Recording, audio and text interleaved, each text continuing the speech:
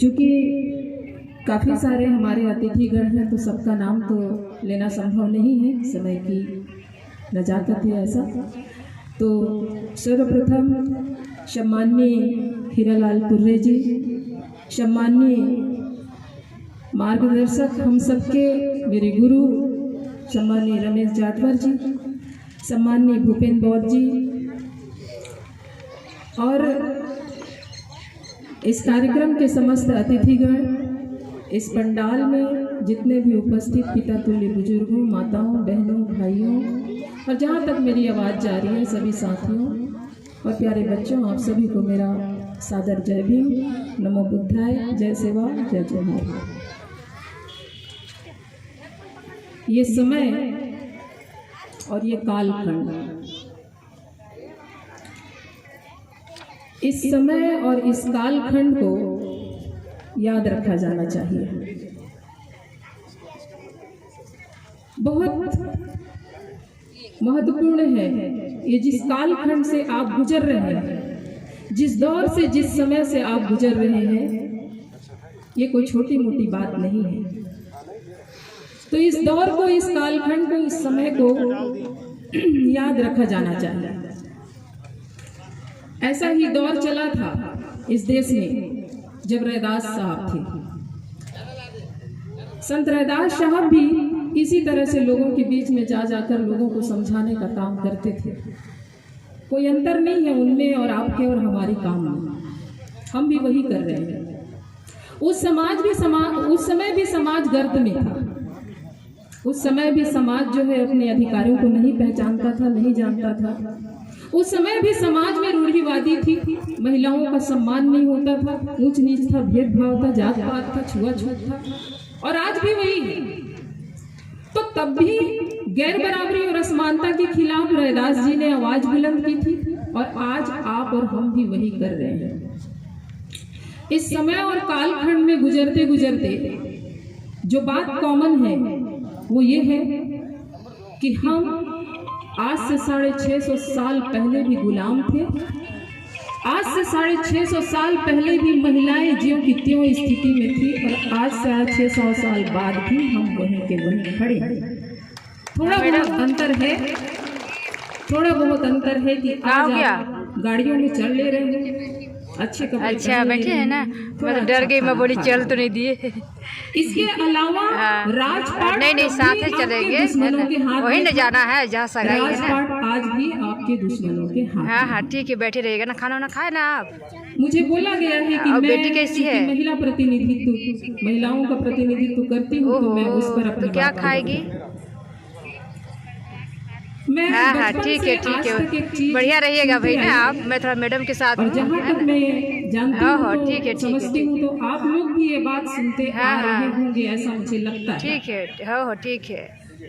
एक बात जो हमने सुना बचपन से आज तक, वो ये कि इस देश में महिलाओं का अग्नि परीक्षा होता रहा,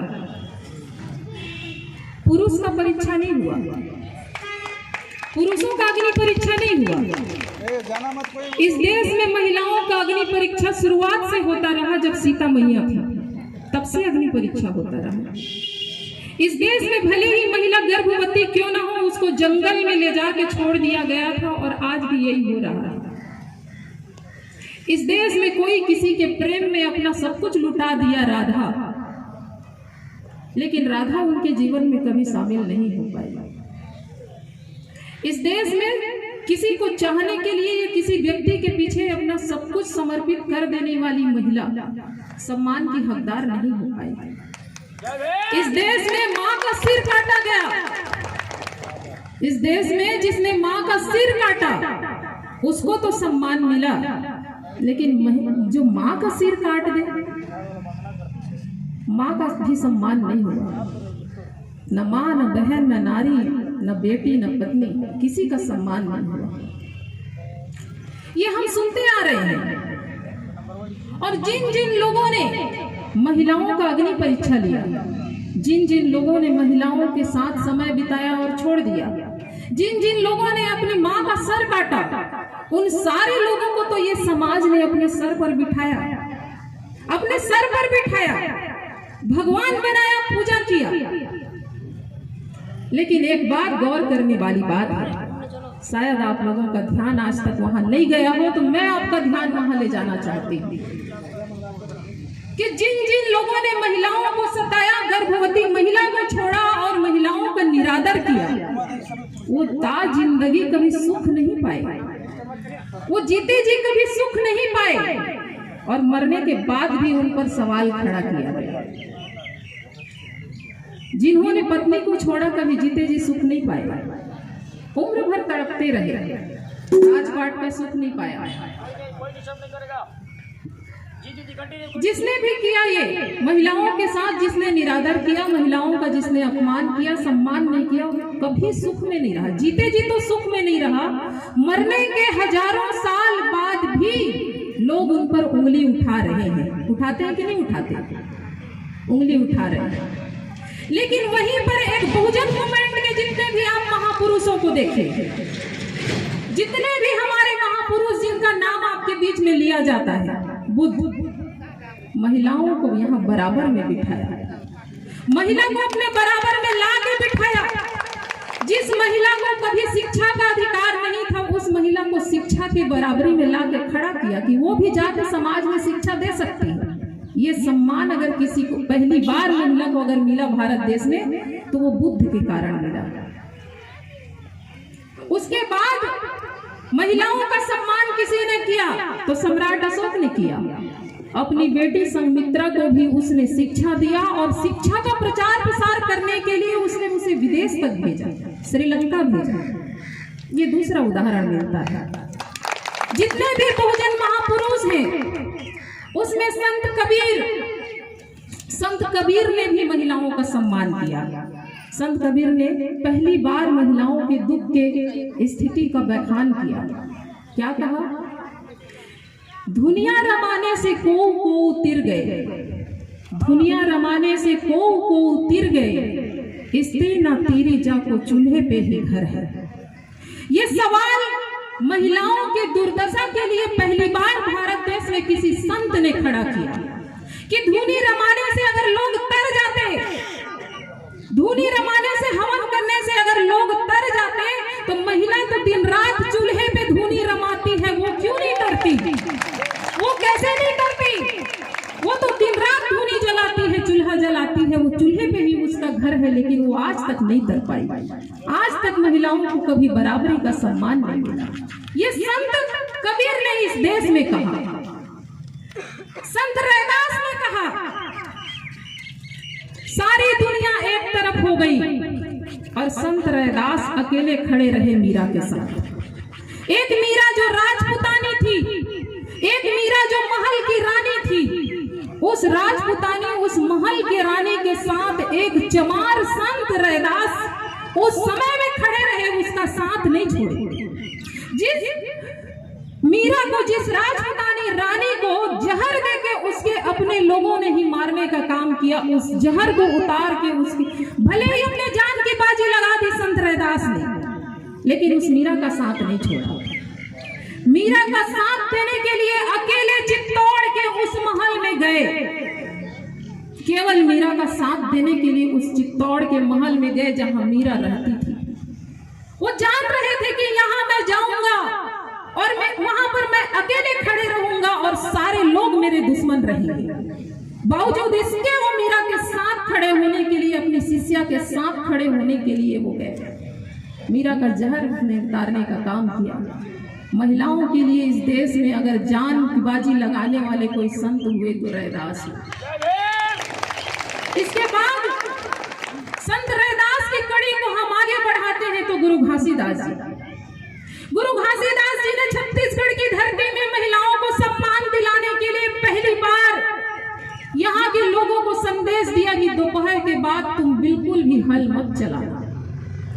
दोपहर के बाद तुम बिल्कुल भी हल मत चलाना, क्योंकि दोपहर के बाद तुम हल चलाओगे तो तुम्हारे जो आदमी खेत खलिहान में काम करते रहेंगे उनके लिए तुम खाना पहुंचाने जाओगे, और जब तुम खाना पहुंचाने जाओगे, उनकी घर की बेटी महिला जब खाना पहुंचाने जाएगी, तो ये जो सामंती लोग, जो मनोवादी लोग, जो इस गैर बराबरी व्यवस्था के पोषक लोग हैं, वो अनाचार करेंगे, अत्याचार करेंगे।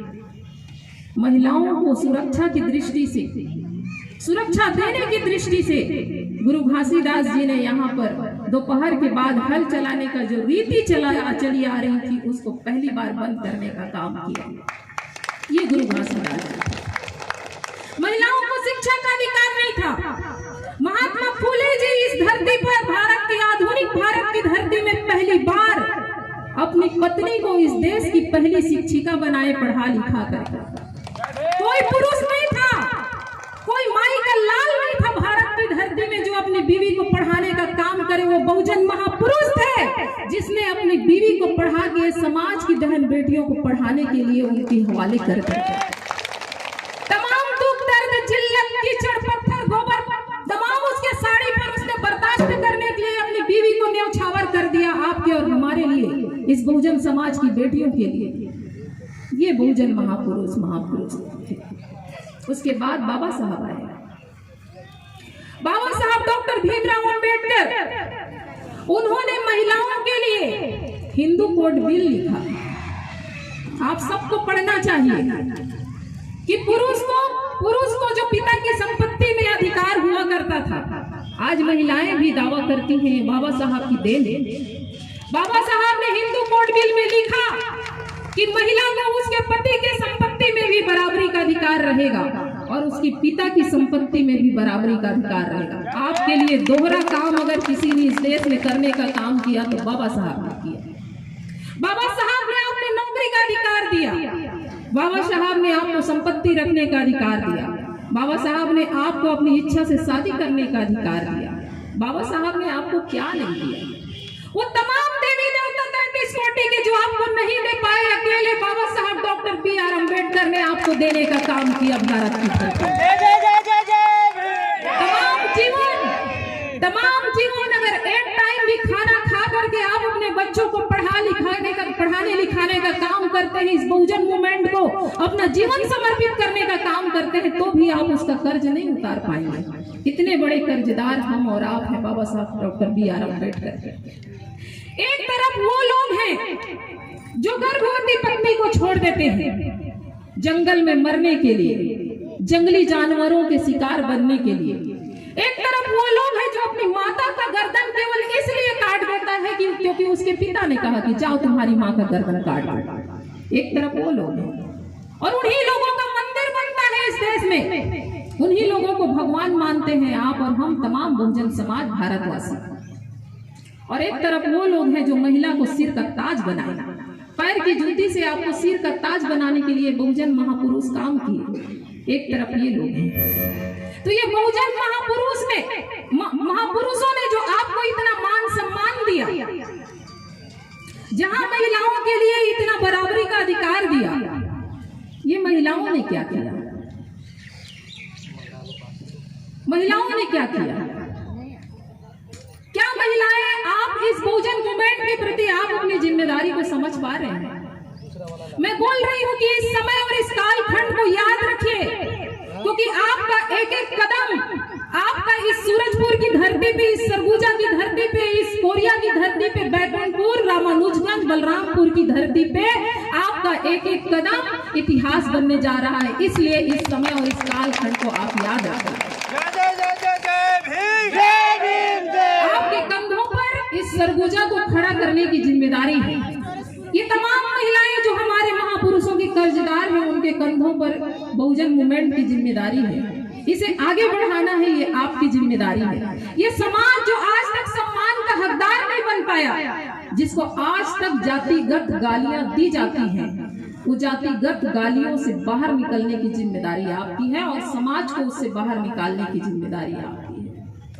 तो हम ये कहते हैं कि समय परिवर्तन होता है, समय बदलता है, राजपाट बदल जाते हैं, तो समय तो बदलेगा, लेकिन समय को अपने आप नहीं पता। समय तो उस समय भी था जब स्त्री को जंगल छोड़ा गया, और समय आज भी है जब स्त्री सर की ताज बन रही है। तो क्या समय कभी अपने आप सही मार्ग पे चलता है? समय को सही मार्ग पे चलने की जरूरत नहीं है, सही मार्ग पे आदमी को चलना पड़ता है। समय अपने आप सही मार्ग पे नहीं चलता, आदमी को सही मार्ग पर चलने की जरूरत पड़ती है। तो आज आप और हम सब जो ये हमारे महापुरुष हैं रैदास जी, संत शिरोमणि जिनको हम बोलते हैं, जश्न मनाने का विषय नहीं है, मैं बार बार बोल रही हूँ। रैदास जी आपके बीच में आए, आपको जगाए आपके हक और आपके अधिकार के लिए, आपकी बराबरी के, जो सबको समान अन्न मिलना चाहिए। अभी भूपेन बौद्ध जी बोल रहे थे कि सबको समान अन्न मिलेगा तो रैदास प्रसन्न रहेंगे। इस बात की लड़ाई के लिए अपनी जान देने वाले रैदास जी हत्या की गई होगी। सरेआम चित्तौड़ के उस महल में एक अकेले व्यक्ति को खड़ा करा करके उन्हीं के रामबी से उनके छाती को काटने का काम किया गया। एक जिंदा आदमी की छाती को उन्हीं के हथियार से काटने का काम किया गया। आप और हम किस बात का जश्न मनाते हैं? ये जश्न की बात नहीं है, ये बदले की बात है। ये बदले की बात है, याद रखने की बात है कि आपके महापुरुषों का जिसने ये हाल किया, आपकी जिम्मेदारी बनती है उनके सपनों को साकार हम करके दिखाएंगे। ये संकल्प लेने का बात है। तो हम तमाम महिलाओं की भी जिम्मेदारी है। ये जितने महापुरुष हैं, महापुरुष कैसे बने? जिन भी लोगों ने महिलाओं का अपमान किया वो दुर्गति की मौत मरे, वो दुर्गति की मौत मरे। लेकिन जिन भी महिलाओं ने अपने पुरुषों का साथ दिया, चाहे भाई का हो चाहे पति का हो, अगर पढ़ी लिखी नहीं है तो अपने सांस को उसकी सांस से पिरोने का काम किया। बुद्ध के साथ यशोधरा ने अपनी सांस को पिरोने का काम किया। कबीर के साथ उनकी बीवी ने अपने सांस को पिरोने का काम किया।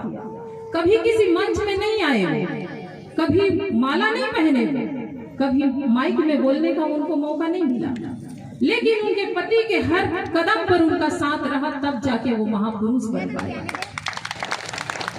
बाबा साहब अम्बेडकर के साथ माता रमाई ने अपने सांस को पिरोने का काम किया, तब जाके 4-4 बच्चों की कुर्बानी देने के बावजूद इस देश में भारत का संविधान लिखने का हिम्मत बाबा साहब डॉक्टर B.R. अम्बेडकर में आया।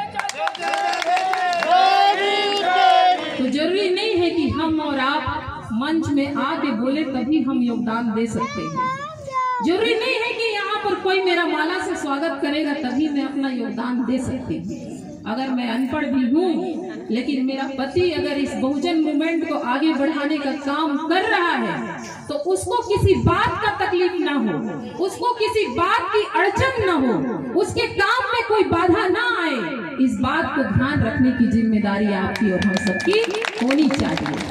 और जो महिला, जो बहन बेटी पढ़ी लिखी है, उनको घर से निकलकर कदम से कदम मिला करके उनके साथ चलने की जरूरत है। तब जाके राजपाट का बात हम लोग सोच सकते हैं, और राजपाट का बात हम सबको सोचना पड़ेगा, क्योंकि इंसान आप भी हैं, आपको भी उतना ही हक और अधिकार है। ये प्रकृति ने सबको बराबर सब चीज दिया है, हवा, पानी, अग्नि, सारा चीज सबको बराबर मिला है। तो राजपाट में आप कब तक पीछे रहोगे? कितने साल तक पीछे रहोगे? आप तो हो गुलामी में जी जाओगे, मर जाओगे। क्या बच्चों के लिए भी गुलामी छोड़ के जाओगे? क्या अपने आने वाले पीढ़ी के लिए भी गुलामी छोड़ के जाओगे? नहीं जाना है तो कमर कस लीजिए और संकल्प लीजिए कि हमारे जितने भी महापुरुष हैं जो राजपाट की बात किए, हम उस राजपाट को लाने के लिए, उसको कायम करने के लिए अपने हिस्से की जिम्मेदारी निभाएंगे। तो इन्हीं सब बातों के साथ में, क्योंकि समय काफी हो चला है, मुख्य वक्ता को भी हमें सुनना है, मैं अपनी वाणी को यहीं पर विराम देती हूँ। आप सब ने मुझे शांति से सुना, बहुत बहुत धन्यवाद। Thank you. जय भीम, जय संविधान, जय काशीराम।